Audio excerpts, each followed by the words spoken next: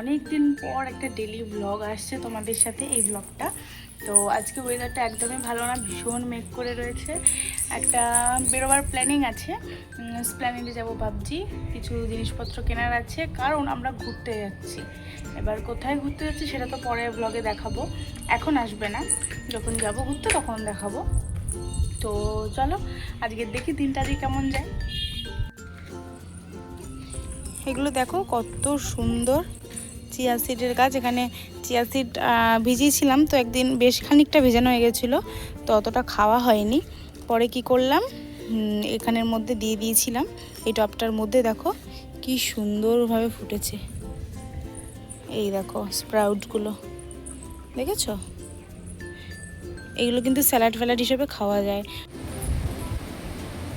কই গেল ছোট্ট মা, কই গেল আমার ছোট্ট মা? কই কই রে? তো পা দেখা যাচ্ছে, তো ছোট্ট মার পাটা তো দেখা যাচ্ছে।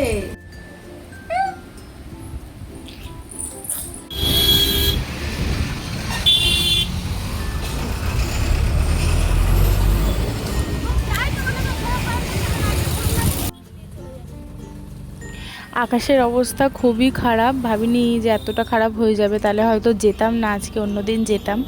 তা যাই হোক, বেরিয়ে পড়েছি যখন আর কি করা যাবে। তো চলো, এখনও মেট্রো ধরিনি, তার আগেই এই অবস্থা। ওখানে পৌঁছালে তো মনে হয় প্রচণ্ড জোরে বৃষ্টি হবে। এদিকে তিনটে আমরা মানুষ, ছাতা নিয়েছি একটা, জানি না কি হবে।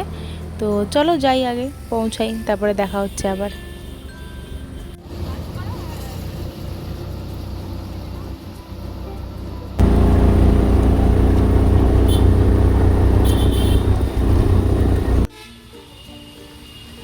যা ভেবেছি তাই, নেমেই তো প্রচণ্ড বৃষ্টি। ব্যাগে একটা প্লাস্টিক ছিল, কোনো রকমে সেটাই মাথায় দিলাম, কারণ এখন কোনোভাবেই ঠান্ডা লাগানো যাবে না।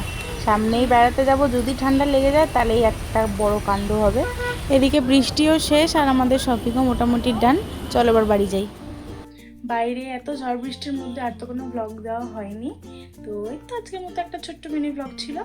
আর ভালো লাগলে প্লিজ সাবস্ক্রাইব করে দিও। আর কী কী জিনিস কিনলাম না কিনলাম সেগুলো এখন একদমই দেখাবো না, সেগুলো যেখানে বললাম ঘুরতে যাচ্ছি ওখানে পড়ে, তো সেই দিনকেই ব্লগটা দেবো। দেখা হচ্ছে পরে অন্য কোনো একটা ব্লগ নিয়ে। তো চলো টাটা।